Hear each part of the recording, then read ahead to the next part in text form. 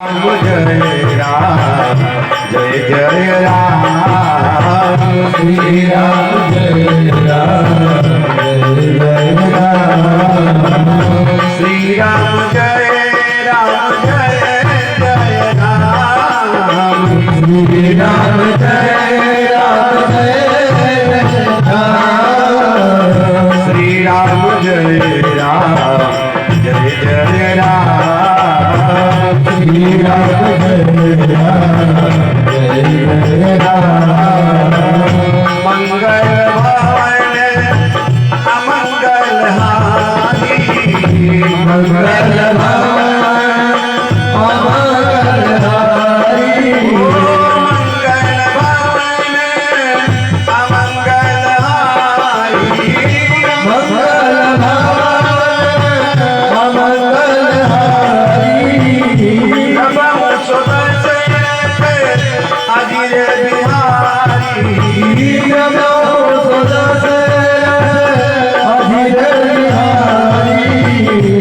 बहु सुदशरथ अजिर बिहारी बहु सुदशरथ अजिर बिहारी श्री राम जय राम जय जय राम श्री राम जय राम जय जय राम श्री राम जय राम जय जय राम श्री राम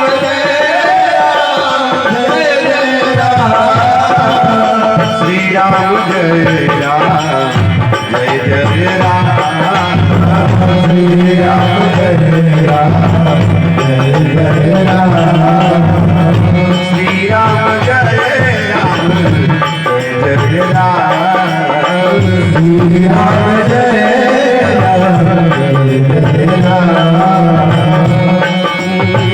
जनक सुता जग जननी जनक सुता जग जननी जनक सुता जग जननी जनक सुता जग जननी अतिशय प्रिय करुणा निधानी अतिशय प्रिय करुणा निधानी ताकि जुग पद अमर मनावनु ताकि जुग पद अमर मनावनु जासु कृपानि मन मति पावनु जासु कृपानि मन मति पावनु श्री राम जय राम जय जय राम श्री राम जय राम जय जय राम श्री राम जय राम जय जय राम श्री राम जय राम जय जय राम मंगल आमदे पूरी अति पावनी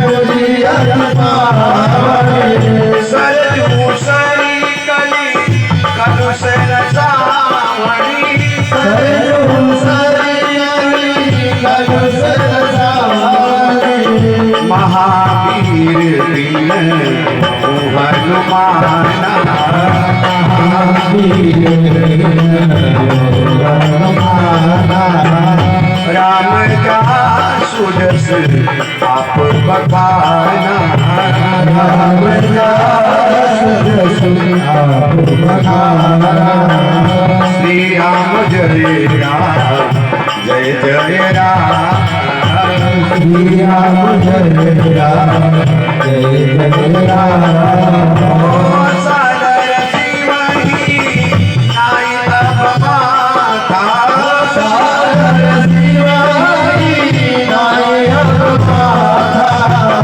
परिणाम विसर राम गुण गाथा परिणाम विसर राम गुण गाथा परिणाम विसर राम गुण गाथा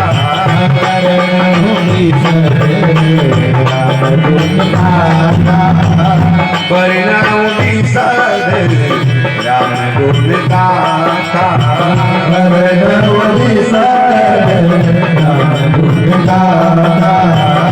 श्री राम जय राम जय जय राम श्री राम जय राम जय जय राम श्री राम जय राम जय जय राम श्री राम जय राम जय राम पवन कुमारे बल बल पावन ज्ञान धन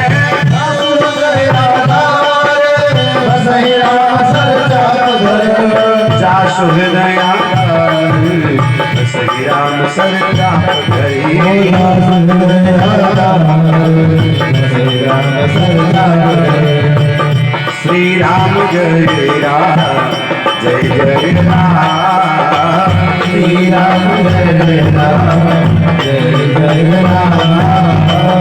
श्री राम जय राम जय जय राम श्री राम जय राम जय राम रथ जल बीच समय गायन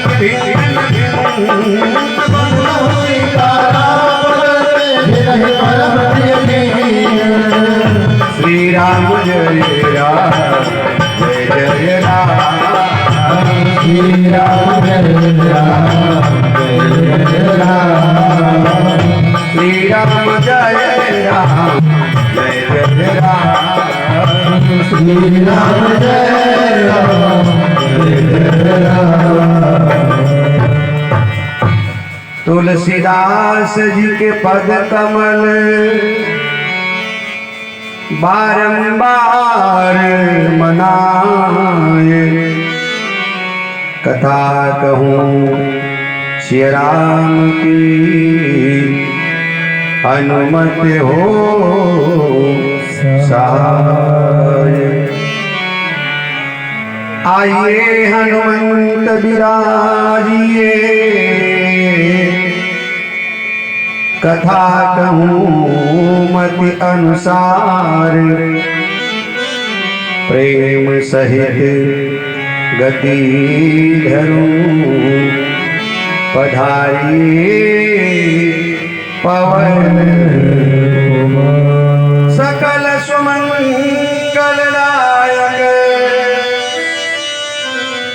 रघुनायक गुण गान सादर सुनहि तरहि भव सिंधु बिना जल जाय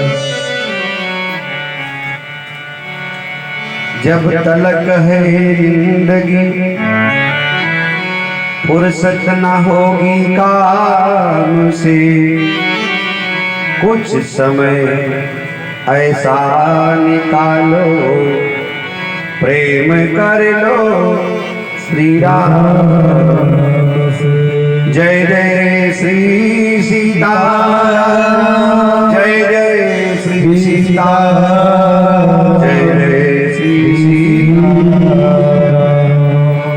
बोलिए बलदार बिहारी लाल की राघवेंद्र सरकार की लक्ष्मी नारायण भगवान की गौरी शंकर भगवान की श्री अयोध्या धाम की सरजू मैया की अनंत बलवंत संत श्री हनुमंत लाल जी महाराज की संत समाज की जय भक्त समाज की जय विप्र समाज की जय गोस्वामी तुलसीदास जी महाराज की जय श्री रामचरितमानस महापुराण की जय परमपिता परमात्मा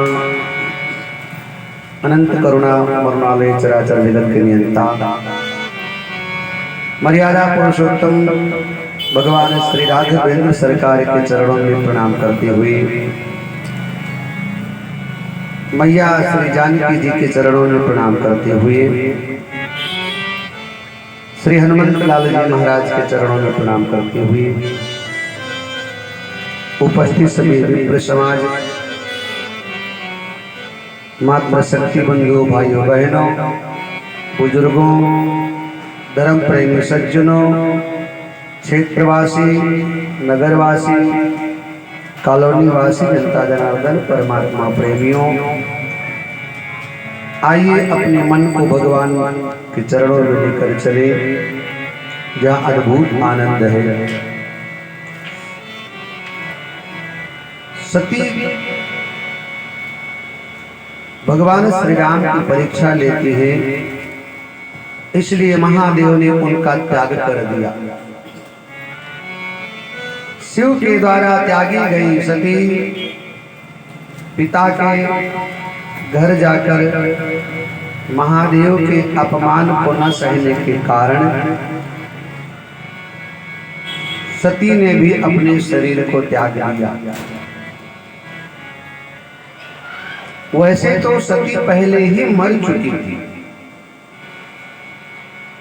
जीवन में यदि शिव तत्व तो नहीं है तो व्यक्ति मरा हुआ है। और मानस में गोस्वामी तुलसी बाबा ने लिखा कि 8 लोग इस पृथ्वी पर जीते जी मरे हुए के समान हैं। 8 लोग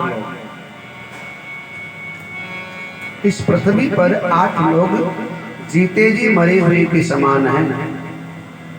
उसमें एक व्यक्ति वो भी है जो विष्णु विमुख है। विष्णु विमुख जो भगवान से विमुख हो गया हो, जिसने भगवान की भक्ति करना छोड़ दिया हो, जिसने भगवान का भजन करना छोड़ दिया हो, जिसने भगवान की भक्ति करना छोड़ दिया हो, जो भगवान से विमुख हो गया हो, वो जीते जी मरी हुई के समान है। उसमें से एक सती भी है कि भगवान से विमुख हो गई।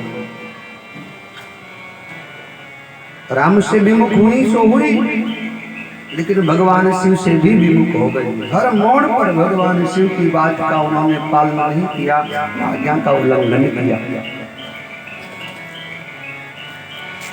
सदा काम बस संतत क्रोधी, विष्णु विमुख श्रुति संत विरोधी। तन पोषक निंदक अगखानी, तन पोषक निंदक अगखानी। जीवत सब समय 14 प्राणी। सदा काम बस संतत क्रोधी, विष्णु विमुख श्रुति संत विरोधी। तन पोषक निंदक अगखानी, जीवत सम सव सम 14 प्राणी। सदा काम, जो काम के अधीन है वो व्यक्ति मरे हुए के समान। संतत क्रोधी, जो सतत क्रोध के अधीन हो वो मरे हुए के समान है। उसमें एक विष्णु विमुख भी है। विष्णु विमुख श्रुति संत विरोधी, जो श्रुतियों का विरोध करने वाला हो, संतों का विरोध करने वाला हो, सनातन का विरोध करने वाला हो, वो भी मरे हुए के समान है। तो सती ने मर्यादा पुरुषोत्तम भगवान श्री राम की अवहेलना किया। शिव की बात को नहीं मानी तो वो मरे हुए के समान थी। लेकिन अब तो पिता के घर जाकर के पूरी मर गई, शरीर जल गया।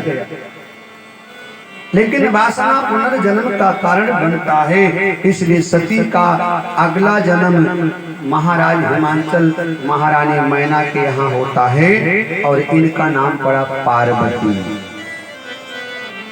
बोले पार्वती मैया की जय। पर्वतराज हिमांचल की बेटी होने के नाते पार्वती का जन्म हुआ और इनका नाम पड़ा पार्वती। पार्वती का जन्म हुआ तो महाराज हिमांचल ने बड़ा उत्सव मनाया और उत्सव मन रहा था। उसी समय नारद जी महाराज को किसी ने समाचार दे दिया, बाबा सती का जन्म हो चुका। हिमाचल के यहाँ पार्वती बनकर आ गई है। बस तो क्या था, बीड़ा उठाया नारद बाबा ने और चल पड़े महाराज हिमाचल के यहाँ। कि नारद समाचार जब पाए, नारद समाचार जब पाए, नारद समाचार जब पाए, नारद समाचार जब पाए, तो कही ये सिखाए,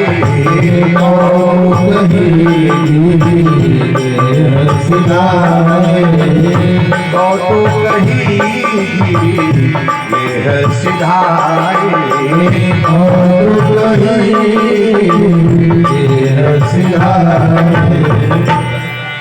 नारद जी महाराज को खबर लगी। खेल खेल में नारद बाबा को तो कहीं गिर गए सिधाए। महाराज हिमाचल के यहाँ पहुंच गए। अब नारद आए हैं। नारद का मतलब ऐसा, नारद नारद नारद का मतलब जो त्रिकालदर्शी है। नारद का मतलब जो समदर्शी है। नारद का मतलब जिसकी पहुंच सब जगह है। नारद का मतलब जिसकी बात को संसार का कोई व्यक्ति रद्द ना कर पाए, ना रद्द, जो कह दे वो कह दे, जिनका पहुंच सब जगह हो। विष्णु के यहाँ भी, ब्रह्मा के यहाँ भी, इंद्र के यहाँ, कुबेर के यहाँ, देवताओं के तो है ही, रावण के यहाँ, कंस के यहाँ, हिरण्यकश्यप के यहाँ, शिशुपाल के यहाँ, सब जगह जिनकी पहुंच और जिनके ऊपर सब लोग विश्वास भी कर लेते। ऐसे नारद जी महाराज का आगमन हुआ। तो नारद आए, महाराज हिमाचल को खबर लगी, साहब आई और महारानी मैना के समेत दोनों ने नारद बाबा का सत्कार किया, स्वागत किया। शैलराज बड़ आदर कीना, बड़ा सम्मान किया और पद पखारे बर आसन दीना, चरणों को धोया। क्यों ना उसको हर कदम पर जिंदगी अच्छी लगे, जिनको जीने के लिए सबकी खुशी अच्छी लगे, तब जलाने चाहिए तुमको मोड़े पर चिराग, जब हवाओं को भी तेरी रोशनी अच्छी लगे। क्यों ना उसको हर कदम पर जिंदगी अच्छी लगे, जिसको जीने के लिए सबकी खुशी अच्छी लगे। नारद बाबा आए, महाराज हिमाचल ने स्वागत किया, चरणों को धोया और चरणों को धो करके नारद बाबा को सुंदर श्रेष्ठ आसन पर बिठाया। पद पखार और आसन भर का मतलब श्रेष्ठ ऊंचे आसन पर बिठाया। एक साधु की सेवा कैसे होती है, एक संत की सेवा कैसे होती है, ये मानस बताती है। ये महाराज हिमाचल ने करके दिखाया। चरणों को धोया, सुंदर ऊंचे सिंहासन पर बिठाया और नारद बाबा के चरणों को धोकर चरणोदक का पान किया। फिर जो जल बचा था चरण धोने से, उस चरण धोने से बचे हुए जल को चरण धोया और चरण धोए हुए जल से नारद बाबा के चरणोदक से महाराज हिमाचल ने पूरे महल को सिंचित कर दिया। घर में छींटा लगाया, महलों में छींटा लगाया कि चरण सलील निज भवन सिखावा, चरण सलील निज भवन सिखावा, चरण सलील निज भवन सिखावा, चरण सलील सब भवन सिखावा, चरण सलील सब भवन सिखावा, चरण सलील सब भवन सिखावा, चरण सलील सब भवन सिखावा, चरण सलील सब भवन सिखावा। नारद बाबा के चरणों को धोया जल का छिड़काव पूरे महलों में किया है। फिर नारद बाबा के चरणों में दोनों पति पत्नी बैठ गए।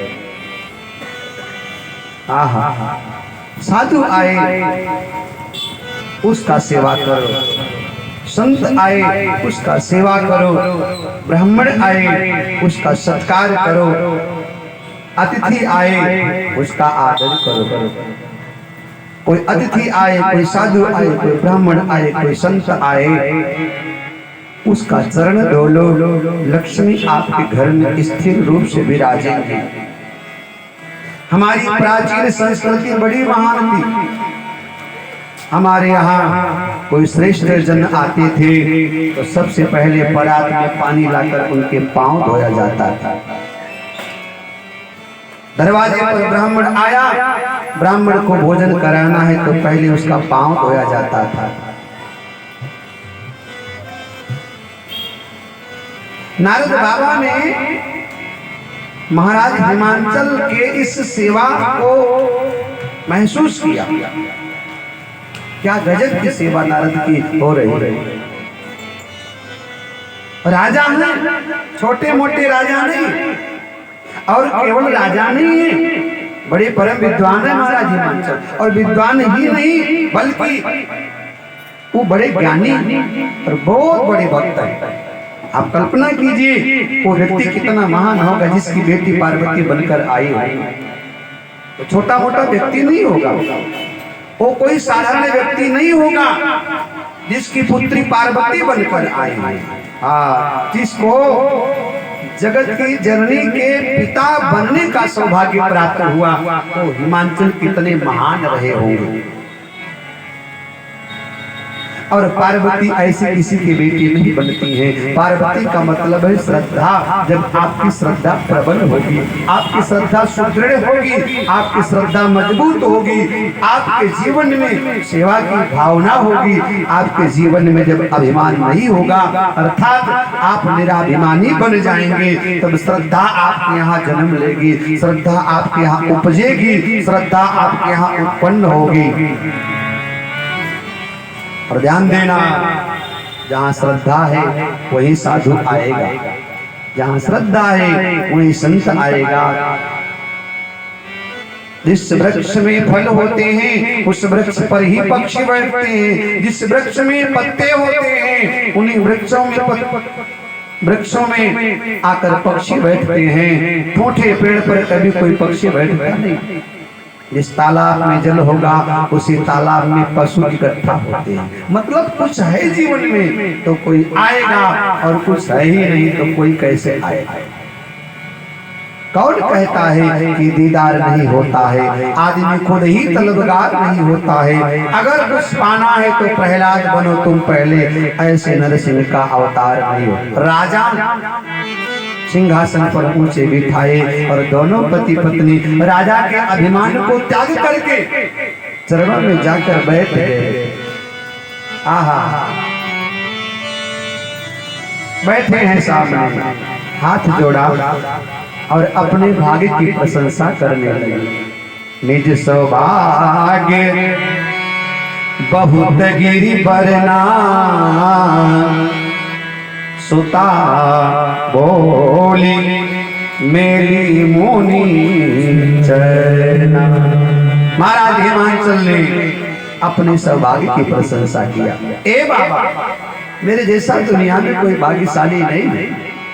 भगवान की बड़ी कृपा है, संतों का बड़ा स्नेह मिलता है, साधुओं का बड़ा आशीर्वाद है, ब्राह्मणों की बड़ी कृपा हमारे कुल खानदान के ऊपर है। महाराज, हमारे जैसा दुनिया में कोई दूसरा भाग्यशाली है ही।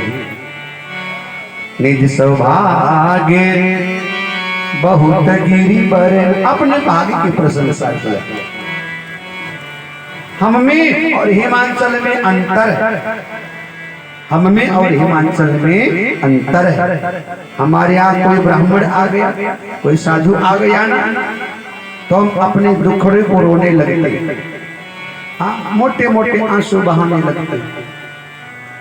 हमारे यहाँ कोई साधु ब्राह्मण आ गया तो हम अपनी व्यथा को सुनाने लगते हैं, अपनी पीड़ा को बताने लगते हैं। महाराज बेटा बात नहीं मानता, बहू बात नहीं मानती, ये है वो है, तीन है तेरा इधर उधर, मतलब हमारी आदत है रोने की। हम जब स्वस्थ हैं, हम संपन्न हैं, तब कोई साधु ब्राह्मण आ गया तब हमने नहीं बताया कि हम ठीक स्थिति में, लेकिन मुसीबत थोड़ी आई, थोड़ा कमजोरी आई तो हम दुखड़ा रोने लगते। महाराज ये मान ने ऐसा नहीं, शास्त्र का दर्शन है, साधु से केवल अपने दुख को ही मत कहो, केवल अपने पीड़ा को ही मत कहो। कोई साधु मिल जाए तो एक बार ये भी कह दो कि भैया बड़ी कृपा है ठाकुर की, जीवन में दुख और सुख तो आते रहेंगे, लेकिन कभी कोई साधु मिल जाए, कोई संत, कोई ब्राह्मण मिल जाए, किसी तीर्थ में चले जाओ, कहीं ठाकुर के दरबार में चले जाओ तो कह दो सरकार बड़ी कृपा है तेरी, क्या सुंदर हाथ दिया है, क्या सुंदर पांव दिया है, क्या सुंदर आंखें दिया है, क्या सुंदर शरीर दिया है, क्या सुंदर परिवार दिया है। कभी अपनी प्रशंसा भी कर लिया, लेकिन हम लोग प्रशंसा में दुख जरूर सुनाते हैं। महाराज हिमाचल ने अपने सौभाग्य की बात बताई कि निज सौभाग्य बहुत गिरी बरना, अपने भाग्य की प्रशंसा किया। राम कथा का दर्शन है, जीवन में कोई साधु आ जाए, कोई सदगुरु आ जाए तो केवल रोना मत रो, कुछ तुम्हारे पास है वो बताओ, और तुम्हारे पास जो है वो किसी के पास नहीं है। पार्वती को बुलाया, चरणों में प्रणाम कराया, अपने भाग्य की प्रशंसा करते हुए और बोले महाराज हमारी बिटिया के हाथ की रेखा को देखकर जरा बताओ, इसके भाग्य में क्या क्या लिखा है, इसका जीवन कैसे है, इसका भविष्य कैसे होगा। एक बार जरा आप हाथ की रेखा को पढ़ करके तो बताओ। त्रिकालज्ञ सर्वज्ञ तुम, गति सर्वत्र तुम्हारी, कहूँ सुता के दोष गुण, मोनि पर हृदय विचारी।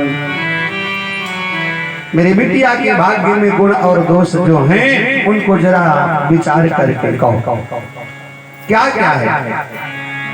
नारद बाबा ने पार्वती मैया की हाथ की रेखा को देखना प्रारंभ किया और बोल पड़े कि कहा मृदु हंसी गूढ़ मृदु बानी, कहा मोनि हंसी गूढ़ मृदु बानी, कहा मोनि हंसी गूढ़ मृदु बानी, कहा मृदु हंसी गूढ़ मृदु बानी, कहा मोनि हंसी गूढ़ मृदु बानी, कहा मोनि हंसी गूढ़ मृदु बानी, सुता तुम्हारी सकल जग खानी, सुता तुम्हारी सकल गुण खानी,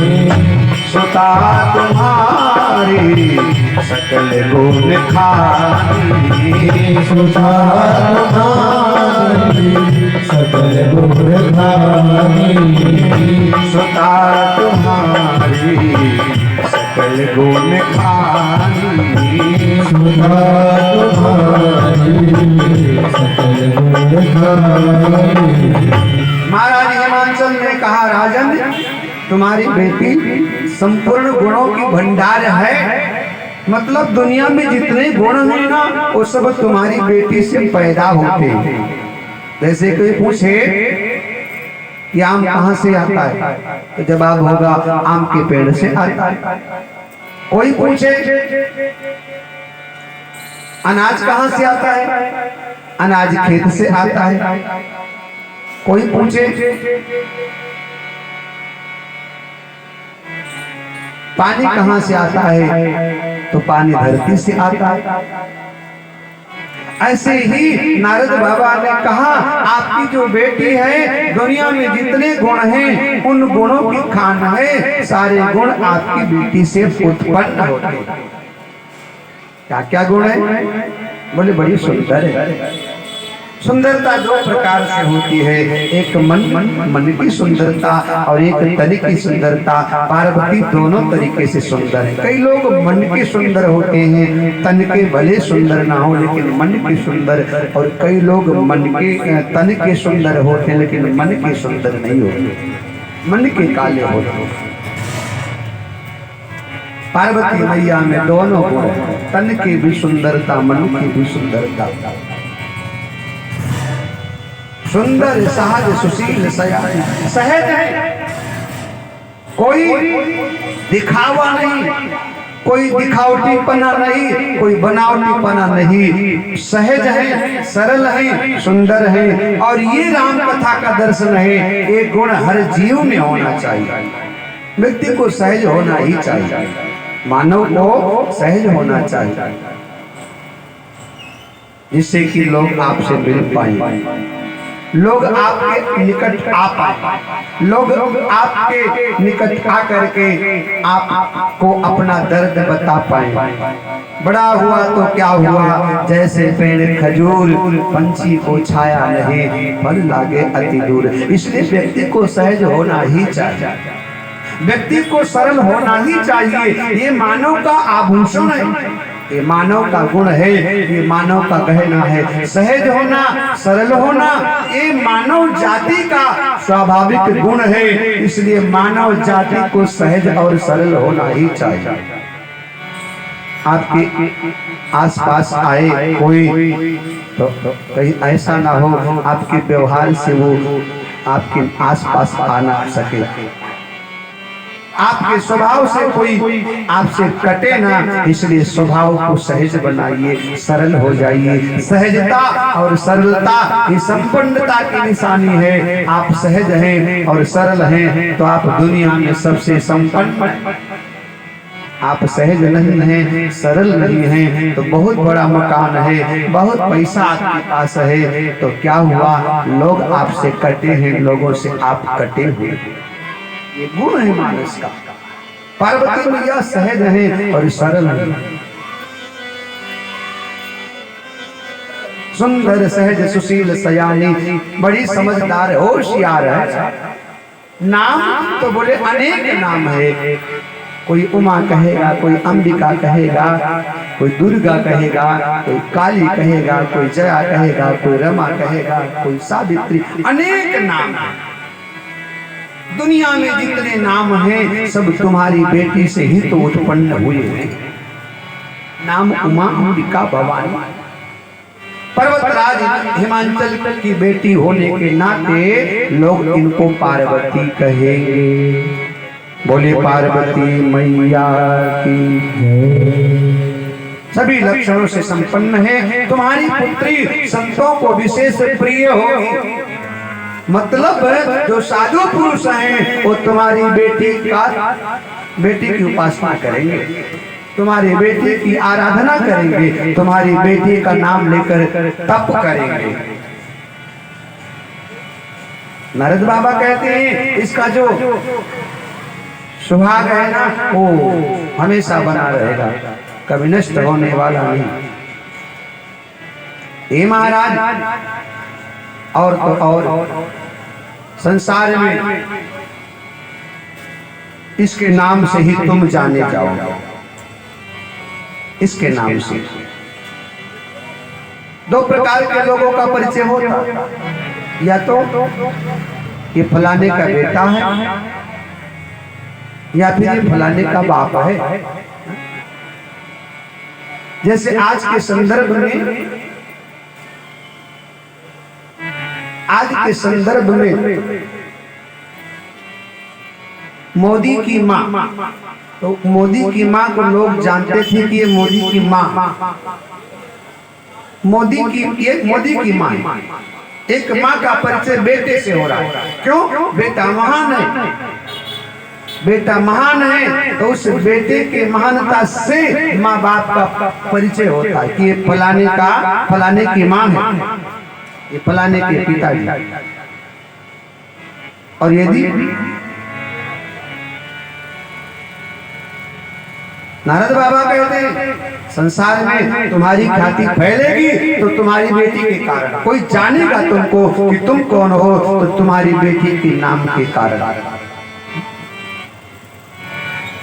संसार में अपनी पुत्री के कारण तुम ख्याति को प्राप्त करोगे, तुम्हारा सम्मान होगा, तुम्हारा नाम होगा, तुम्हारी प्रतिष्ठा समाज में बनी रहेगी। ऐसे तुम्हारी सुपुत्री के हाथ में लक्षण है। संसार में इसकी पूजा होगी, जो इसकी उपासना करेंगे उसको सब कुछ मिलेगा। दुनिया में ऐसा कुछ नहीं है जो तुम्हारी बेटी की उपासना करने से ना मिल जाए। महाराज हिमांचल बड़े गदगद हुए, महारानी मैना बड़ी प्रसन्न हुई, हमारी बेटी इतना भाग्यशाली है, इतने संपूर्ण लक्षणों से युक्त है। महारानी मैना सुन रही है, गदगद हो रही, हिमांचल सुनकर गदगद हो गए। नारद बाबा की वाणी मौन होती है तो महारानी मैना ने पूछ लिया, बाबा ये बताओ इसके हाथ की रेखा में पति का स्थान क्या कहता है? देखिए, बेटी को लेकर बाप को अनेक चिंता हो सकती है, इसकी पढ़ाई, इसकी लिखाई, इसका कैरियर, इसका बेटी को लेकर बाप को अनेक चिंता हो सकती है, लेकिन बेटी को लेकर माँ को सर्वाधिक चिंता होती, इसका वर और घर कैसे मिलेगा। माँ को चिंता ज्यादा, मेरी बेटी का परिवार कैसा होगा, घर भर कैसा होगा। तो महारानी मैना को चिंता होगा और बोले, देवर्षि बताओ पति के कुल की रेखा क्या कह रही है? नारद बाबा ने कहा कि शैल सुलक्षण अरिसुता तुम्हारी, लेकिन सुनहु जे अब अवगुण दुई चार। वैसे तो आपकी बेटी सभी लक्षणों से युक्त है, लेकिन दो चार दोष भी हैं आपकी रेखा में, दो चार अवगुण है। महारानी मैना उत्सुक हुई जानने की, अवगुण क्या अवगुण है? नारद बाबा कहते हैं इसके जो पति की रेखा है वो ठीक नहीं, पति वाली रेखा गड़बड़ है, इसमें थोड़ा सा हमको गड़बड़ दिख रहा है। क्या क्या गड़बड़ है? बोले अगुण अमान मातु पितुहीना, उदासीन सब संशय चीर। अगुण, इसका जो पति होगा, नारद जी के शब्दों में अगुण, अगुण का मतलब जिसके पास कोई गुण ही ना, गुणहीन हो। लेकिन वास्तव में अगुण का मतलब जिसके गुण की कोई था ना हो, जिसके गुण का कोई पार ही ना, अमान। नारद के शब्दों में अमान का मतलब संसार में जिसका सम्मान ही ना हो, लेकिन अमान का मतलब जिसको मान सम्मान से कोई प्रयोजन ही नहीं। कोई माला पहनाए तो भी वही स्थिति, कोई माला खींच ले तो भी कोई फर्क नहीं, अपने आप में मस्त रहने वाला है अमान। मातु पितु ही ना, नारद के शब्दों में न कुल का न खानदान का पता, माँ बाप से भी उदासीन सब संशय छीना, उदासीन रहने वाला, निर्द्वंद रहने वाला, किसी प्रकार का कोई चिंता कोई फिक्र नहीं। आहा, ऐसा भाग्य की रेखा में लिखा हुआ है। और महाराज जोगी जटिल अकाम मन, नगन अमंगल वेश। जोगी है, जटिल है, अकाम है, जिद्दी है, अड़ियल है, नग्न अवस्था में विचरण करने वाला, ऐसे हाथ की रेखा में लिखा हुआ। अस स्वामी यही कहूँ मिलहि परिहस्त असरेख। ऐसी हाथ की रेखा बता रही है। महाराज हिमांचल ने सुना, मैनी ने सुन, मैना ने सुना तो महारानी मैना उदास हो गई। नारद बाबा रेखा को पढ़ रहे हैं, लेकिन ऐसा दुनिया में कौन है समझ में नहीं आया। ऐसा कौन? महारानी मैना रोने लगी, उदास हो गई और बोली, बाबा जब हमारी बेटी के हाथ की रेखा में पति ठीक नहीं है तो फिर ठीक ही क्या? भारतीय संस्कृति में बेटी का 2 बार जन्म होता है, 2 बार। एक वो अपने माँ बाप के यहाँ जन्म लेती है और एक अपने पति के यहाँ उसका जन्म दोबारा होता है। माँ बाप के यहाँ बेटी धीरे धीरे धीरे धीरे सीख जाती है। माँ बाप के यहाँ पल पोस करके बड़ी हो जाती है। बचपने में थोड़ी बहुत गलतियां भी हो जाए तो माँ बाप नजरअंदाज कर दिया करते, छोटी है, बच्ची है। लेकिन अचानक एकाएक जब वो पति के घर जाती है ना, तब उसका वहाँ एक नया जन्म होता है और वहाँ की गलती स्वीकार नहीं की जाती। वहाँ एक नया जन्म होता है, वहाँ नया सब कुछ नया होता है। वहाँ की अलग पूजा पद्धति, वहाँ की अलग बोलचाल, वहाँ के लोगों का अलग स्वभाव, अलग व्यवहार, वहाँ के लोगों का अलग नजरिया। सबको परखना पड़ता है, जांचना पड़ता है, सबके मन के अनुकूल उसको ढलना पड़ता है।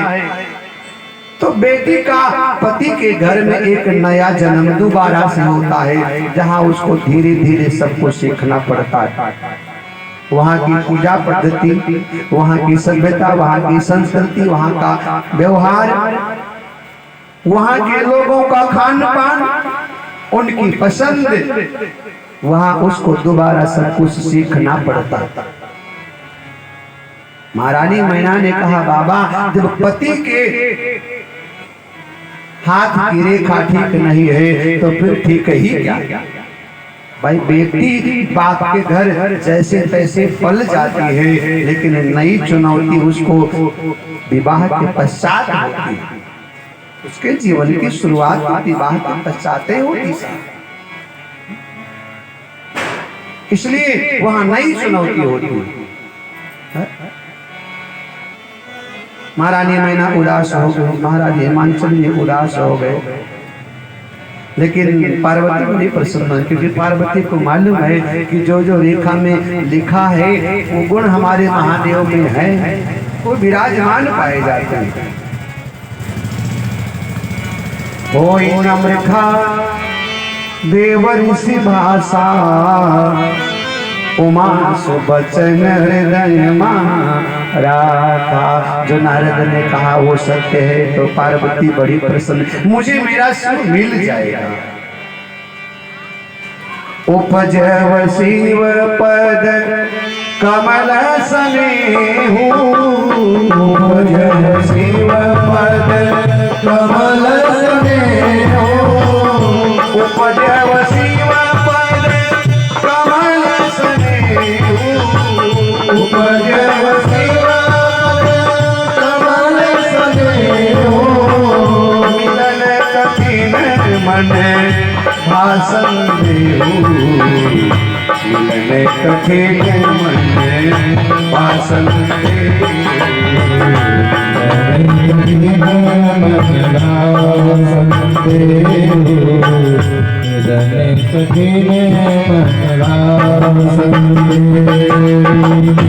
उपजव शिव पद कमल स्नेहु, उपजव शिव पद कमल स्नेहु,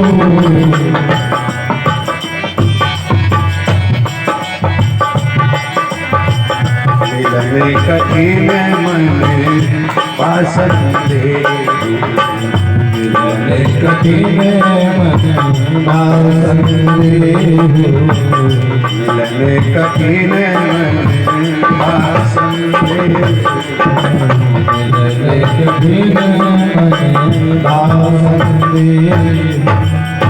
भगवान शिव के प्रति प्रेम तो उत्पन्न हुआ, लेकिन समस्या ये है कि भगवान शिव मिलेंगे कैसे। महारानी मैना नारद बाबा से कहती है, बाबा ऐसा कोई उपाय करो कि जो दुर्भाग्य सौभाग्य में लिख जाए। मेरी बेटी का विवाह ऐसे परिवार से हो जहां संपन्न परिवार हो। नारद बाबा बोल पड़े, कहा मुनि सही मंत्र सुनो कि जो विधि लिखा लीलार, तो देव दनुज नर नाग मुनि कौना में टर्नहार। नारद बाबा कहते हैं, राजन जो विधाता ने एक बार तुम्हारी बेटी के हाथ में लिख दिया उसको कोई मिटा नहीं सकता। जो लिख दिया वो लिख दिया। लेकिन अगले पल नारद महाराज विचार करने लगे, ऐसा कौन है दुनिया में, और समझ में आ गया ऐसा तो महादेव ही है, शिव ही है। नारद बाबा ने उपाय बता दिया। एक उपाय बताता हूँ, यदि विधाता ने चाहा तो काम बन जाएगा। कौन सा उपाय? अच्छा एक बात ध्यान रखना, हर दर्द की दवा है, हर मर्ज की औषधि है, हर समस्या का समाधान है। बस उसकी समाधान आपको ढूंढना पड़ेगा, खोजना पड़ेगा। हर दर्द की दवा है, हर मर्ज की दवा है, हर समस्या का समाधान है।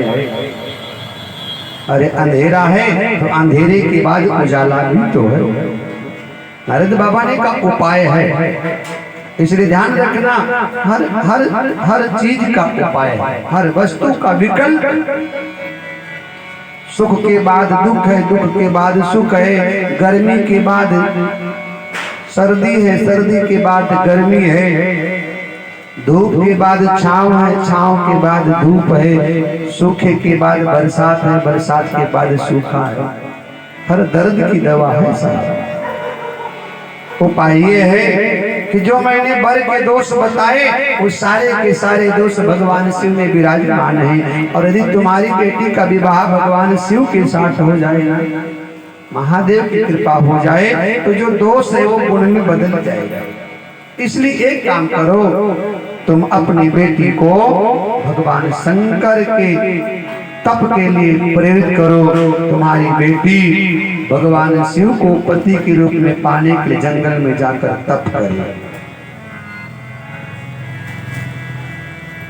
ये बात महाराज हिमांचल और महारानी मैना के समझ में आ गया, क्योंकि भगवान शिव समर्थवान है और समर्थ को नहीं दोष गोसाई कि रवि पावक सुरसरी। समर्थ व्यक्ति को कभी दोष नहीं लगता, ये ध्यान रखना। समर्थवान व्यक्ति को दोष नहीं लगता है। एक सिपाही बॉर्डर पे खड़ा है और सामने से कोई घुसपैठिया घुस रहा है तो वो गोली चला देता है और उस सामने वाले घुसपैठिया का वध कर देता है, उसको दोष नहीं लगता। कोई आतंकवादी यदि गलत नियति से प्रवेश कर जाए देश में, तो सिपाही जो बॉर्डर पे खड़ा हुआ है यदि वो उनका एनकाउंटर कर देता है तो उसको दोष नहीं लगता है, बल्कि उसका प्रोत्साहन होता है, उसकी पदोन्नति होती है, उसको मेडल मिलता है। और हम आप किसी को मार दे तो साहब जेल हो जाएगा, मारता वो भी है और हम आप मारेंगे तो दोनों में अंतर है, क्योंकि उसको सरकार की तरफ से ऐसा आदेश है, उसको पावर मिला हुआ है, उस समर्थवान है।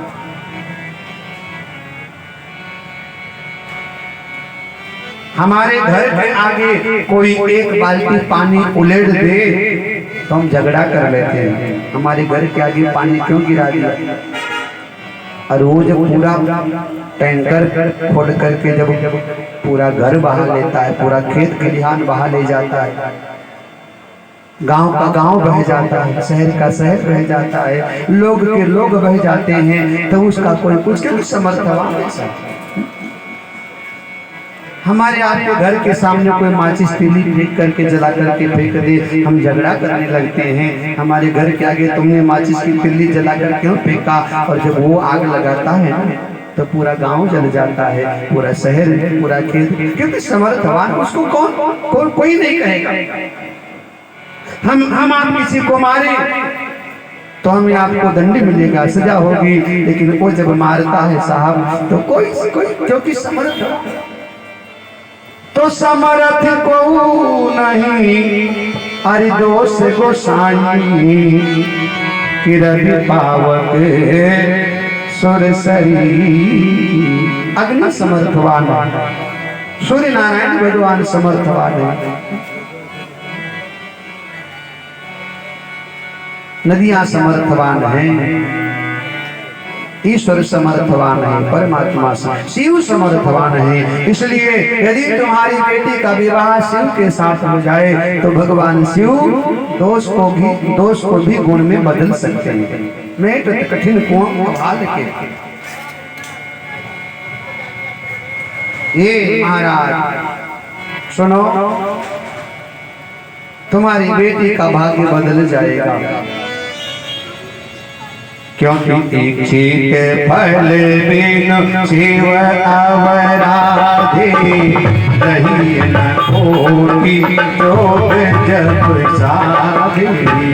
इच्छित फल बिनु शिव अवराधे, रही न कोटि जोग जप साधे। इच्छित फल बिनु शिव अवराधे, इच्छित फल बिनु शिव अवराधे, लही न कोटि जोग जप साधे। इच्छित फल बिनु शिव अवराधे, लही न कोटि जोग जप साधे। इच्छित फल बिनु शिव अवराधे, लही न कोटि जोग जप साधे। भगवान शिव की उपासना के बिना कोई चाहे कि मुझे मनु अनुकूल फल मिल जाए तो संभव नहीं। अलग अलग देवताओं की पूजा करना पड़ता है, अलग अलग कामनाओं को लेकर, लेकिन सभी प्रकार कामना को पूरा कराना है तो भगवान शिव की अकेले उपासना कर, वो सब देते, बाकी देवता थोड़ा थोड़ा देते सब हैं। सरस्वती विद्या देती है, गणेश बुद्धि देते हैं, ऐसे सब देवता अलग अलग थोड़ा थोड़ा देते हैं, लेकिन एक ऐसे देवादिदेव महादेव हैं जो सब कुछ देते हैं। विद्या भी देंगे, बुद्धि भी देंगे, बल भी देंगे, यश भी देंगे, प्रतिष्ठा भी देंगे, ऐश्वर्य भी देंगे, और मजे की बात है वो सबको देते हैं। उनके यहाँ से कोई कभी खाली नहीं लौटा। दैत्यों को दिया, देवताओं को दिया, मनुष्यों को दिया, रावण गया तो उसको भी दिया, हिरण्यकश्यप गया तो उसको दिया, जो भी गया कभी खाली नहीं लौट कर कोई आया, सबको देते। भगवान शिव के यहाँ सब आश्रय पाते हैं, जिनको दुनिया ठुकरा देती है उनको महादेव स्वीकार कर लिया करते हैं। भूत और प्रेत उनको कोई स्वीकार नहीं करता। भूत प्रेत कहीं थोड़ा बहुत यदि घुस जाए, प्रवेश कर जाए तो कोई बालाजी जाकर उनको भगाएगा, कोई मंत्र के द्वारा, कोई झाड़ा झटकाना के द्वारा, कोई उनको ठिकाने नहीं लगाता, अपने आसपास आने नहीं देता। लेकिन भगवान शंकर कहते हैं बेटा आ जाओ, तुम्हारा भी स्वागत है। भूत प्रेतों को भी महादेव आश्रय देते हैं। और इतना ही नहीं, जहरीले जंतु सांप और बिच्छू इनको भी भगवान शंकर अपना आभूषण बना लिया करते हैं। ऐसे भगवान शिव सब कुछ देने वाले महादेव। इसलिए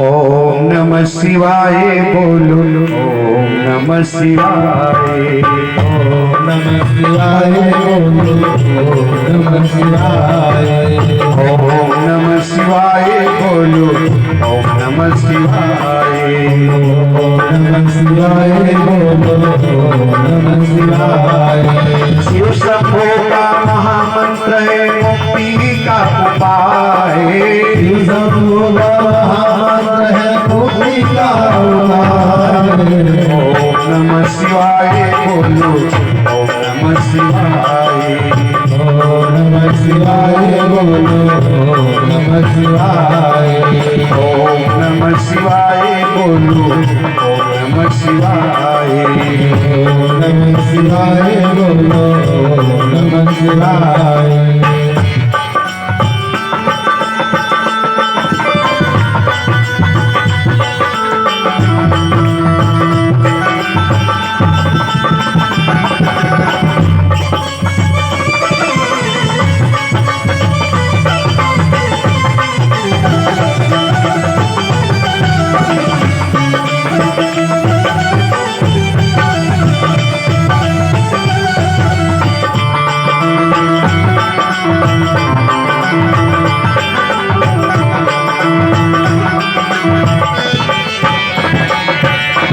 जब जब डोले जीवन नैया शिव की महिमा गाओ शिव की महिमा गाओ शिव की महिमा गाओ सारे जग के हैं मुख्य भैया शिव की शरण में आओ शिव की शरण में आओ शिव की शरण में आओ संकट आए कष्ट रुलाए संकट आए कष्ट रुलाए संकट आए कष्ट रुलाए संकट आए कष्ट रुलाए जब जब जी घबराए ओम नमः शिवाय बोलो ओम नमः शिवाय ओम नमः शिवाय बोलो ओम नमः शिवाय संकट आए कष्ट रुलाए संकट आए कष्ट रुलाए संकट आए कष्ट रुलाए संकट आए कष्ट रुलाए जब जब जी घबराए ओम नमः शिवाय बोलो ओम नमः शिवाय ओम नमः शिवाय बोलो ओम नमः शिवाय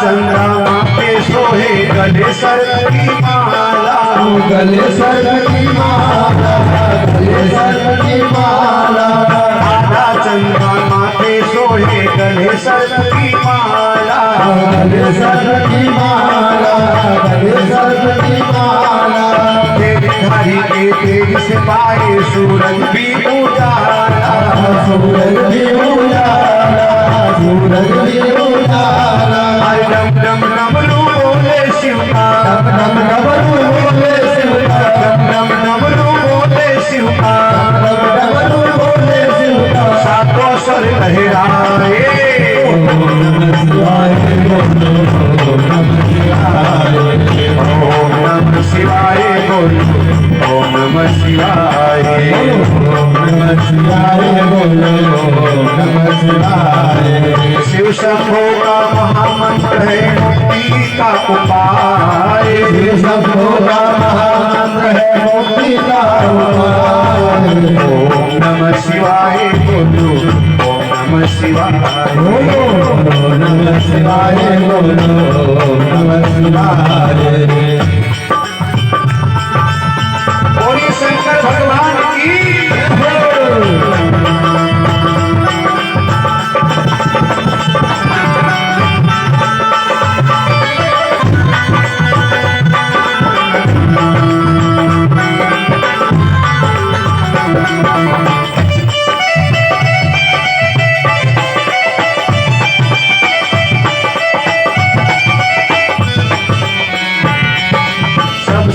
प्यारे सबसे प्यारे बाबा भोले वाले हैं, बाबा भोले वाले हैं, बाबा भोले वाले हैं। सबसे प्यारे सबसे प्यारे बाबा भोले वाले हैं, शिव बाबा भोले वाले हैं, शिव बाबा भोले वाले हैं। राम नाम की मस्ती में वो रहते मस्त निराले हैं, रहते मस्त निराले हैं, रहते मस्त निराले हैं। राम नाम की मस्ती में वो रहते मस्त निराले हैं। रहते मस्त निराले हैं, रहते मस्त निराले हैं। अरे बम बम भोले कहते जाओ, बम बम भोले कहते जाओ, बम बम भोले कहते जाओ, तो सब आगे जाए। ओम नमः शिवाय, ओम नमः शिवाय, ओम नमः शिवाय, ओम नमः शिवाय। ओ बम बम भोले कहते जाओ, बम बम भोले कहते जाओ, बम बम भोले कहते जाओ, बम बम भोले कहते जाओ। तो सब आए जाए।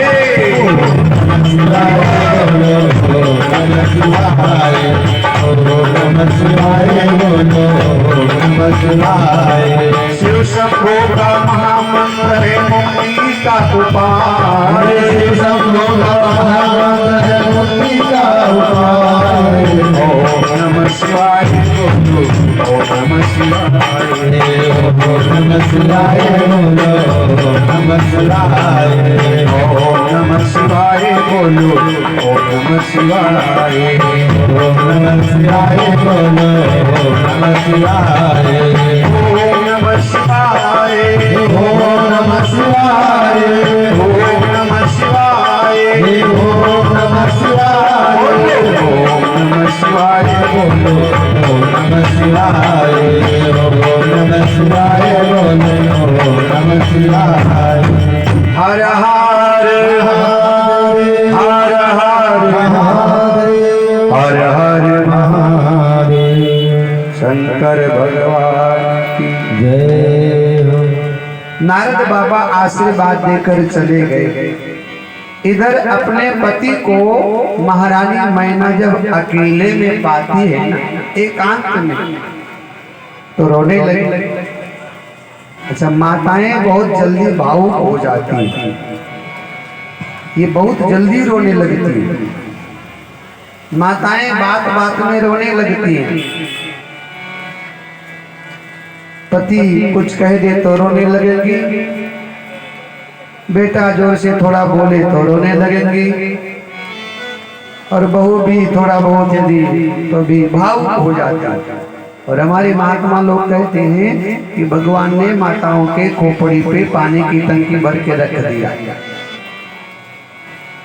जैसे टंकी में टोटी फिट होता है, टोटी खोलो पानी गिरने लगता है, ऐसे भगवान ने माताओं की खोपड़ी पे पानी की टंकी फिट कर रखी है। और जरा सा कोई घर में बात होती है तो वो दोनों टोटियां तुरंत खुल जाती है। भावुक होती। महारानी मैना भावुक हो गई, अपने पति को अकेले में पाकर चरणों से लिपट करके रोने लगी। महाराज, ये नारद बाबा क्या बोल गए? महाराज जी मांचल ने कहा, सुनो, नारद बाबा जो बोल गए सत्य बोल गए, उनकी बात को कोई टाल नहीं सकता। तो महारानी मैना ने कहा, तो सुनो, मेरा भी एक प्रण है। महाराज, यदि घर और वर अनुकूल होगा तो मैं विवाह करूंगी, नहीं तो मेरी बेटी कोई हमें भार नहीं लगती है। मैं अपनी बेटी का विवाह ऐसे प्रतिकूल वर के साथ कदापि नहीं करूंगी। नत कन्या गुरुराय कुमारी कंत उमा मम प्राण प्यारी। हे पतिदेव, मेरी बेटी मुझे प्राणों से अधिक प्रिय है। ऐसे अरे गैरे नत्थु खैरे के हाथ में थोड़ो सौंप दूंगी। ठीक ठाक वर होगा, अच्छा परिवार होगा तो अपनी बेटी ब्याहूंगी, नहीं तो अपने घर में ताउम्र बिठा करके रखूंगी। महाराज, यदि अपनी बेटी का विवाह ऐसे वर के साथ कर दोगी ना, तो एक तो वैसे तुम्हारे ऊपर पहले से मोहर लगा है कि तुम जड़ हो। पहाड़ का मतलब जड़, जड़वत। एक तो लोग तुम्हें वैसे ही जड़ कहते हैं, पहाड़ जड़ जड़, पहाड़ को जड़ कहा गया है।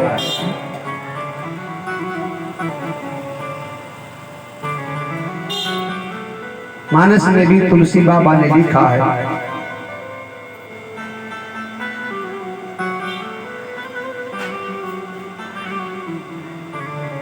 कि नदियां जड़वत है, पहाड़ जड़वत है।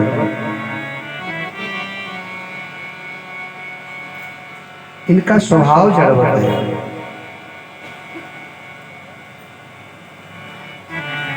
अब पहाड़ पे कोई लाठी मारेगा तो पहाड़ को कोई फर्क नहीं पड़ेगा।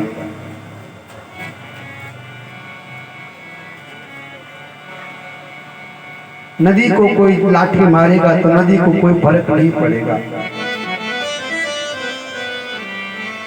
एक तो तुम्हारे ऊपर पहले ठप्पा लगा है कि तुम जड़ हो, और जो न मिले पर गिर जही जोगू, तो गिर जड़ सहज कहाँ सब लोगों कहेंगे वास्तव में जड़ तो जड़ ही ठहरा ना।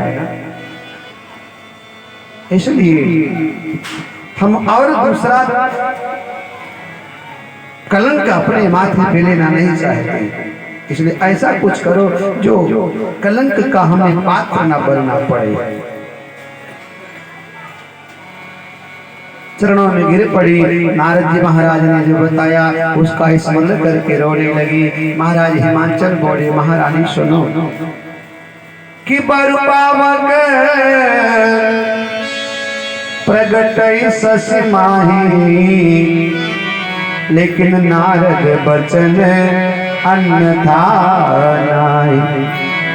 चंद्रमा शीतल है, भले उसमें अग्नि प्रकट हो जाए, चंद्रमा में आग लग जाए, अग्नि ज्वाला प्रज्वलित हो जाए, लेकिन नारद की बात को कोई टाल ही नहीं सकता है। इसलिए प्रिया सोच बस परिहरऊ, सुमिरऊ श्री भगवान, पार्वती निर्मयऊ जहि सोई करी है कल्याण। हे महारानी, जिसने पार्वती को जन्म दिया है वही पार्वती मैया का कल्याण भी करेगा, वही पार्वती का भला भी करेगा। अब तुम अपनी बेटी से अधिक स्नेह रखती हो तो एक काम करो, अपनी बेटी को कहो जाकर भगवान शंकर को वर के रूप में पाने के लिए जंगल में तप करे, और कोई दूसरा उपाय नहीं है, कोई दूसरा चारा नहीं है। रात्रि आई है, रात्रि व्यतीत हो गई, प्रातः काल हुआ। महाराज हिमाचल महारानी ने निर्णय लिया है कि बेटी को जंगल में तपस्या करने के लिए भेजना ही पड़ेगा। इधर प्रातः काल पार्वती मैया नारद बाबा की बात को याद करके प्रसन्न तो थी ही, मैया के पास भोर में आ गई और मैया से मैया बोली कि सुनहो तुम्हें दीघ अस सपन सुनायो तो,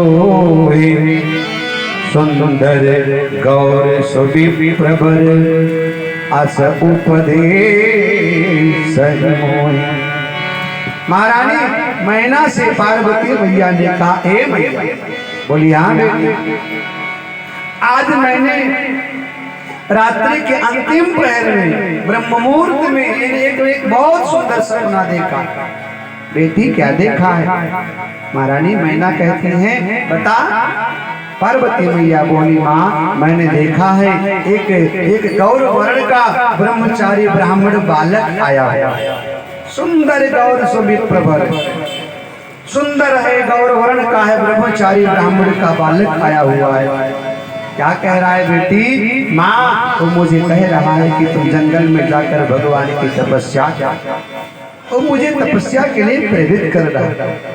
महारानी मैना दौड़कर बेटी को गले में भर लेती हैं, बाहों में भर लिया, छाती से लगा दिया और बोली, बेटी तूने तो मेरे मुंह की बात को छीन लिया।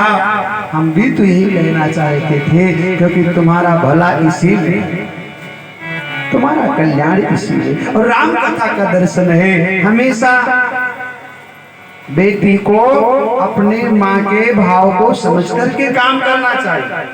हमेशा माँ क्या चाहती है, माँ क्या कहना चाहती है, माँ के मन में क्या है, माँ कहे इसके पहले बेटी माँ के मनोदशा को पढ़ करके और उसके अनुकूल, उसके अनुसार काम करना चाहिए, है? इसलिए भारतीय संस्कृति महान है। यहाँ मनो अनुकूल व्यक्ति काम करता है, मन की भाषा को बिना कहे समझ जाया करता है। आप लोग पत्नी की भूमिका में हैं। अब आपको मालूम होगा कि आप अपने पति के मन की बात को कैसे जान जाती हो। जान जाती हो ना कि मेरे पति सुबह कौन सा पानी पिएंगे, गर्म की ठंडा। और आपको मालूम है कि उनको नहाने के बाद गर्म पानी चाहिए, तो आपको मालूम है तो वो मांगे, इसके पहले आपने गर्म पानी दे दिया एक गिलास, तो कितने खुश हो जाते। तो भारतीय संस्कृति में पत्नी भी अपने पति के मनो अनुकूल बात को समझ करके वैसा व्यवहार करती है। गंगा पार करने के बाद राम जी के मन में ख्याल आया, केवट को देने के लिए कुछ है नहीं, तो भगवान के मन की बात सीता जी ने पकड़ लिया। और सिया पिया की अरे जानी निहारी, तो मणि मुदरी मन मोदिते। सीता जी ने अपने पति के मन की बात को पकड़ लिया कि मेरे पति सोच रहे हैं इस समय केवट को देने के लिए कुछ नहीं है। भगवान ने कहा नहीं, सीता जी जान एक बेटे को अपने बाप के मन की बात को समझ लेना चाहिए कि बाप हमारा हमसे क्या अपेक्षा करता है, उसके मन में है क्या, उसको क्या चाहिए। और आज के संदर्भ में बेटा बाप के मन की जानता नहीं, जानना ही नहीं चाहता। और आज के संदर्भ में कोई बाप बेटे से धन नहीं चाहता है, बाप चाहता है मेरा बेटा अच्छे रास्ते पर चले, वो अपने और अपने परिवार का बखूबी भरण पोषण कर ले। इससे बड़ी खुशी बाप के लिए और क्या हो सकती है। तो महारानी मैना ने कहा, बेटी तुमने तो मेरे मन की बात को छीन लिया, इसी में तुम्हारा कल्याण है, इसी में तुम्हारी भलाई है। और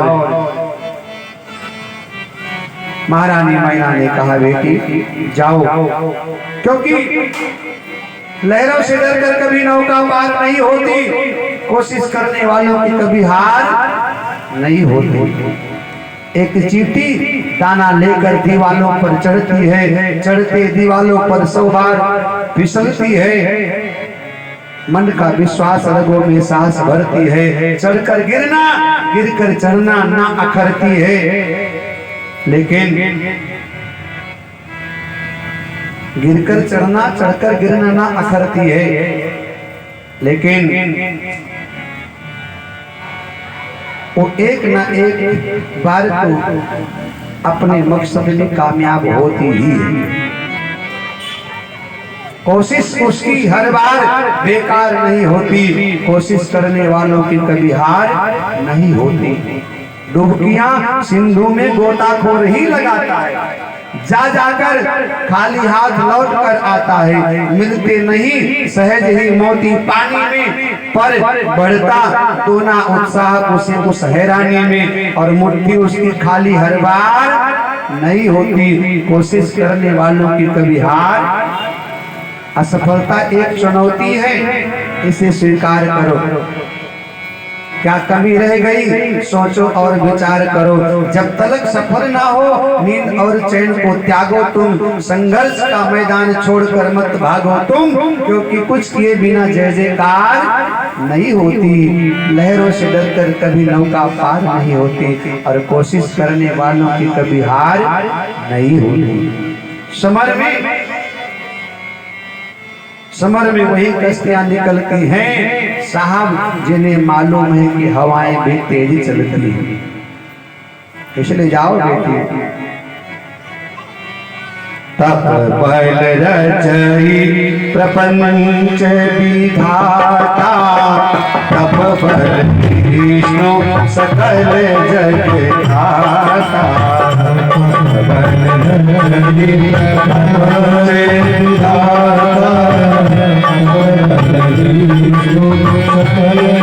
विधाता, तप बल सब करहि संहारा।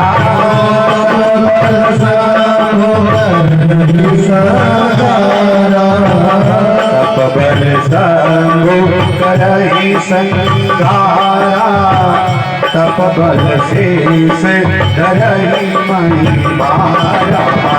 तप बल संग करहि संहारा, तप बल शेष धरहि मणि मारा। तप आधार सब सृष्टि भवानी, तप आधार सब सृष्टि भवानी। करहु जाई तपो अस जिय जाई, तप आधार सब सृष्टि भवानी। करहु जाई तपो अस जिय जाई, तप आधार सब सृष्टि भवानी। करहु जाई तप अस जिय जाई, तप आधार सब सृष्टि भवानी। करहु जाई तप अस जिय जाई। राजा राम राम राम राजा राम राम राम, राजा राम राम राम, राजा राम राम राम, राम राम राम,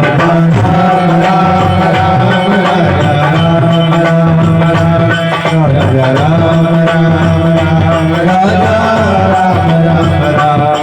वो अमृत है हरि नाम जगत में, अमृत है हरि नाम जगत में, अमृत है हरि नाम जगत में, अमृत है हरि नाम जगत में। हरि छोड़ी विषय विष पीना, क्या हरि नाम नहीं तो जीना, क्या हरि नाम नहीं तो जीना, क्या हरि नाम नहीं तो जीना, क्या हरि नाम नहीं तो जीना।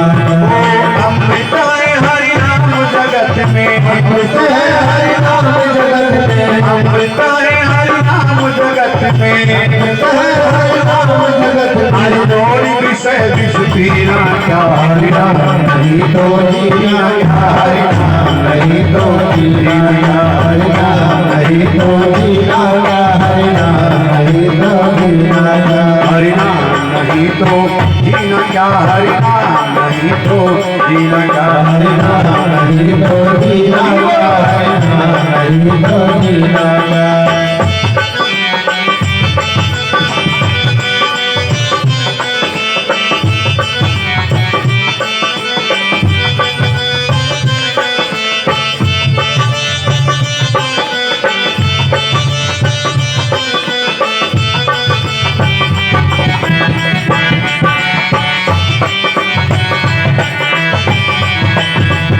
काल सदाय अपने रस डोले, ना जाने कब सिर चढ़ी बोले, ना जाने कब सिर चढ़ी बोले, ना जाने कब सिर चढ़ी बोले। काल सदाय अपने रस डोले, ना जाने कब सिर चढ़ी बोले, ना जाने कब सिर चढ़ी बोले, ना जाने कब सिर चढ़ी बोले। हरि का नाम जपो निशिवासर, हरि का नाम जपो निशिवासर, हरि का नाम जपो निशिवासर, हरि का नाम जपो निशिवासर। हरि ईसवी वर्ष महीना, क्या हरि नाम नहीं तो जीना, क्या हरि नाम नहीं तो जीना, क्या हरि नाम नहीं तो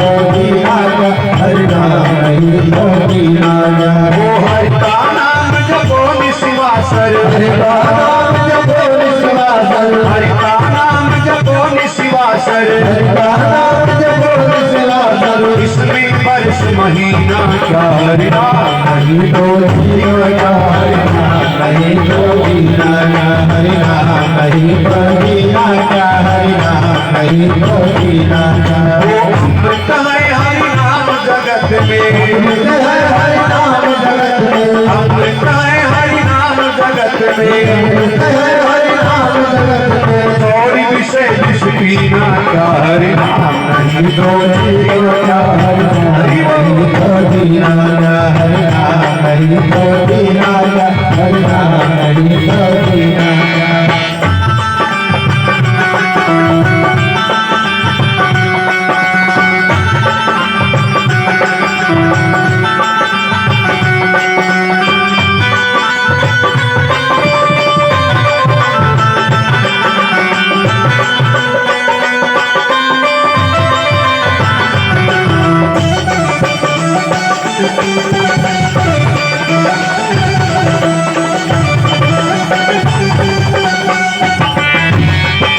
तीरथ है हरि नाम तुम्हारा नित्य फिरता मारा मारा फिर जो बिरला मारा फिर जो बिरला मारा तीरथ है हरि नाम तुम्हारा नित्य फिरता मारा मारा फिर जो बिरला मारा फिर जो बिरला मारा अंत समय हरि नाम न आवे समय हरि नाम आवे अंत समय हरि नाम न आवे समय हरि नाम आवे काशी और मदीना क्या हरि नाम नहीं तो जीना क्या हरि नाम नहीं तो जीना क्या हरि नाम नहीं तो जीना क्या हरि नाम नहीं तो जीना क्या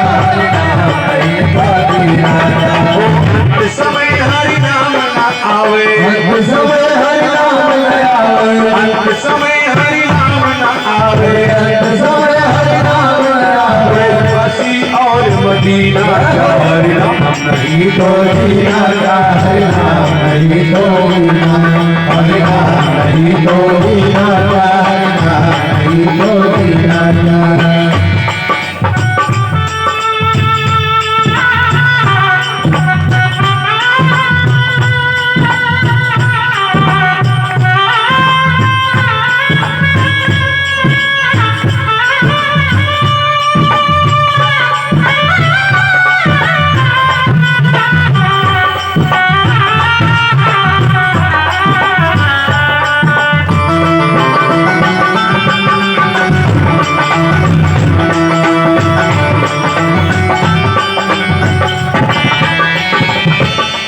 भूषण से सब अंग सजावे रचना पे हरि नाम आवे रसना पे हरि नाम आवे रसना पे हरि नाम आवे भूषण से सब अंग सजावे रचना पे हरि नाम आवे रसना पे हरि नाम आवे रसना पे हरि नाम आवे देह पड़ी रह जाए नहीं पर देह पड़ी रह जाए पर देह पड़ी रह जाए नहीं पर देह पड़ी रह जाए पर कुंडल और नगीना का हरि नाम नहीं तो जीना क्या हरि नाम नहीं तो जीना क्या हरि नाम नहीं तो जीना क्या हरि नाम नहीं तो जीना क्या देह पड़ी रह जाए नहीं पर देह पड़ी रह जाए पर देह पड़ी रह जाए नहीं पर देह पड़ी रह जाए पर कुंडल और नगीना का हरि नाम नहीं तो जीना क्या हरि नाम नहीं तो जीना क्या हरि नाम नहीं तो जीना क्या हरि नाम नहीं तो जीना क्या हरि नाम नहीं तो जीना क्या हरि नाम नहीं तो जीना हरि नाम नहीं तो जीना क्या हरि नाम नहीं तो जीना क्या हरि नाम नहीं तो जीना क्या हरि नाम नहीं तो जीना क्या हरि नाम नहीं तो जीना क्या हरि नाम नहीं तो जीना क्या हरि नाम नहीं तो जीना क्या हरि नाम नहीं तो जीना जय जय श्री सीताराम जय जय श्री सीताराम जय जय श्री सीताराम बोली राघवेंद्र सरकार की जय शंकर भगवान की। पार्वती मैया को महारानी मैना ने बताया, हे बिटिया, तप बल रचय प्रपंच विधाता, ये जो सृष्टि देख रही हो ना, ये तपस्या के आधार पर ही ये बनी है। ब्रह्मा जी ने तप करके सृष्टि की रचना किया और तप करके ही विष्णु भगवान ने सृष्टि का पालन किया है। और तपबल शंभु करुणी संघारा, तपस्या के ही बल पर भगवान शिव सृष्टि का संहार करते हैं। हे बेटी, तपस्या के ही बल पर शेष नाग इस पृथ्वी पर अपने फन पे धारण करते हैं। और पुत्री, ये पूरा संसार तप आधार सब सृष्टि भवानी, ये पूरा संसार तप के आधीन है। इसलिए तुम भी जंगल में जाकर भगवान शिव को पति के रूप में प्राप्त करने के लिए तप करो। महारानी मैना महाराज हिमांचल को प्रणाम करके, महारानी मैना हिमांचल से विदा लेकर पार्वती मैया जंगल में तपस्या करने के लिए चल पड़ी। तुलसी बाबा लिखते हैं, उर्धरि उमा प्राणपति चरना, जाय विपिन लागी तप करना, अति सुकुमार न तन तप जोगु, पति पद सुमिर तजो सब भोगु। देखिए, शरीर कोमल है, अवस्था छोटी है, अति सुकुमार, कम उम्र है, तपस्या के लायक नहीं है, लेकिन पति पद सुमिर तजो सब भोगु। देखिए, अपने शिव को पाने के लिए पार्वती मैया ने सभी प्रकार के भोगों को त्याग दिया।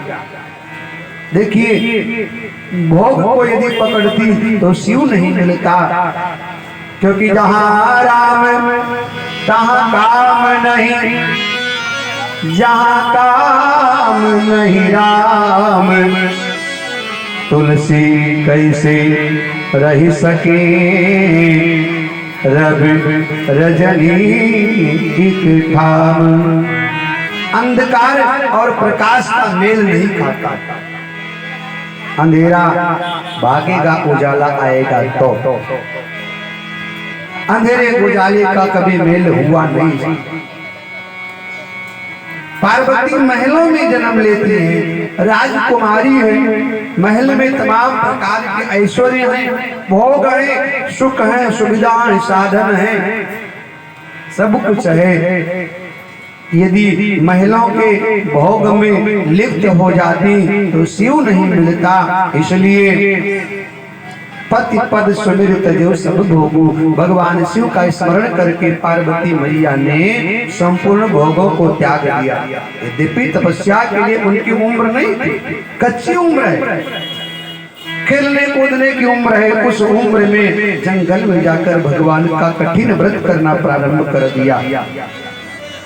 उर्धरि उमा प्राणपति चरण, उर्धरि हृदय में भगवान शिव के चरणों पर स्थापित कर दिया। हाँ, काम के पहले नजर अंजाम आना चाहिए, काम के पहले नजर अंजाम आना चाहिए, और दिल के पहले जुबा पे नाम आना चाहिए। और मैया को लग रहा है कि मोहब्बत में दिल आज घबरा रहा है, तसव्वुर हकीकत हुआ जा रहा है। यूं तो यहाँ से है कोसों महादेव महादेव, मगर मुझको कुछ नजर आ रहा है। उनको लग रहा है मेरा शिव मुझे मिलेगा, उनको लग रहा है मेरा शिव मुझे स्वीकार करेगा, उनको लग रहा है मैं अपने शिव को पति के रूप में प्राप्त करूंगी। अब गई जंगल में, जंगल में कोई सुख नहीं है, कोई साधन, कोई सुविधा नहीं है, कोई भोग नहीं है, जंगल में कष्ट है, जंगल में मुसीबत है, जंगल में मेहनत है, जंगल में तमाम प्रकार की समस्याएं हैं, सर्दी है, गर्मी है, धूप है, छांव है, वर्षा है, तमाम प्रकार भय है। लेकिन इन सब के बावजूद बस भगवान शंकर का स्मरण करके पार्वती मैया तप कर रही है। नाना प्रकार भगवान से को रिझा रही है। और मजे की बात यह है कि पूजा दो प्रकार से होती है। एक तो मन से होती है पूजा, और एक केवल दिखावटी पूजा होती है, बनावटी पूजा।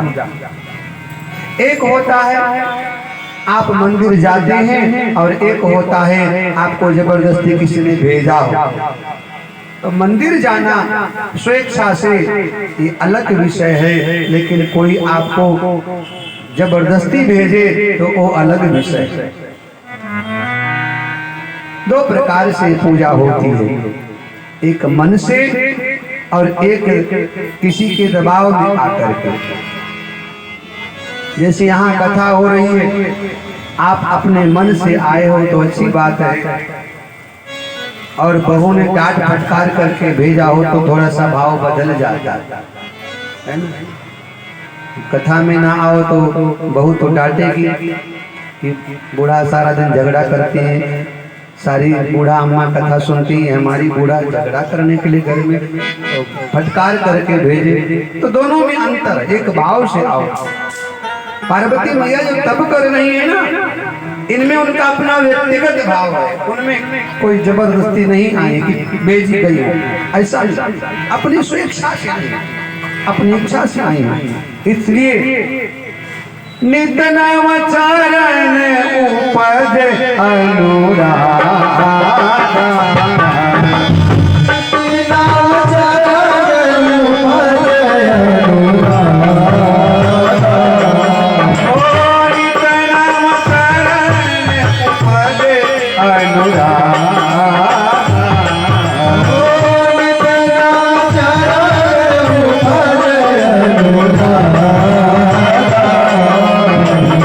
बिसरी दे तपाई मनिया, बिसरी दे तपाई मनिया, बिसरी दे तपाई मनिया, बिसरी दे तपाई मनिया। देखिए भाव को समझिएगा, कितनी नव चरण उपज अनुराग। पार्वती मैया भगवान शिव के प्रति इतनी संकल्पित है, इतनी समर्पित है कि नित नव चरण उपज अनुराग, नित्य नया स्नेह भगवान शिव के लिए उत्पन्न होता। एक होता है आप पूजा में बैठे हो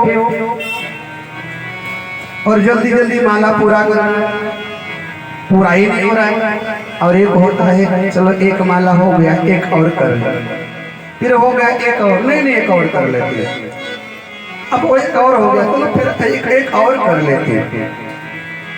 एक हुआ कि माला पूरा करना है और वो जल्दी पूरा ही नहीं हो रहा, मन कहीं और है। और एक है एक माला पूरा हो गया तो मन नहीं माना, चलो एक माला और कर लो। नित नव चरण उपज अनुराग, नित्य नया स्नेह उत्पन्न हो रहा है, नित्य नया प्रेम उत्पन्न हो रहा है भगवान शिव के चरणों में। बिसरी दे तपई मन लागा, भूल गई मैं कौन हूँ। शायद याद रहता कि मैं राजकुमारी हूँ तो तप नहीं कर पाती, शायद याद रहता कि मैं महलों की पली हूँ तो तप नहीं कर पाती, शायद याद रहता कि मैं बड़े बाप की बेटी हूँ तो तप नहीं कर पाती। तब सती की तरह तर्क करती लेकिन तप नहीं कर पाती। यहाँ भूल गई कि मैं कौन हूँ, भूल गई, बस केवल एक याद है, वो शिव है और कुछ नहीं। बिसरी दे तपही मन लागा, स्वयं को भूल गई, और भूलना पड़ेगा, मिटा दे अपनी हस्ती को। अगर कुछ मर्तबा चाहे कि दाना खाक में मिलकर गुले गुलजार होता है, मिटा दे अपनी हस्ती को अगर कुछ मर्तबा चाहे। आपने देखा किसान जब खेत में बीज बोता है ना, तब वो बीज जब अंकुरित होता है, वो जब पौधे के रूप में आता है तो सबसे पहले उस बीज को अपना अस्तित्व नष्ट करना पड़ता है ना। अब देखिए गेहूं का कभी आप पौधा देखिए, वो जब फसल के रूप में अंकुरित होता है तब गेहूं अपने अस्तित्व को मिटा दिया करता है। आप डोलोगे तो गेहूं नहीं मिलेगा, उसका अस्तित्व मिट जाएगा। तो मिटा दे अपनी हस्ती को। अगर कुछ मर्तबा चाहे दाना खाक में मिलकर तब भूले गुलजार होता है। पार्वती मैया बोल गई कि मैं कौन, मैं याद रहता तो सती की तरह तर्क करती, तप नहीं करती, परंतु तप कर रही हैं और एक पांव के बल पर तप कर रही खड़ी होकर। घटना घटित नहीं हुई। फिर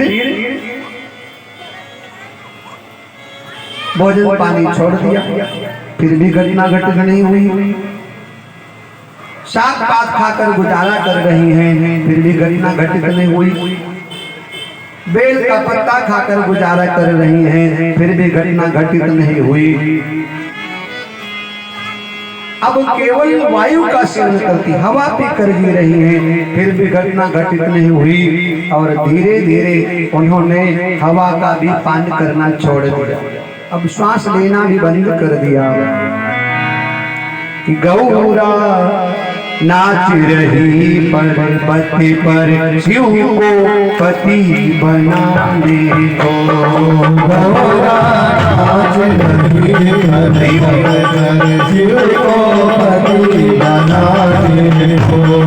गौरा नाच रही पर्वती पर शिव को पति बनाने को। पति बनाने को, शिव को पति बनाने को। नाच रही पर्वत पर शिव को पति बनाने को। गौरा नाच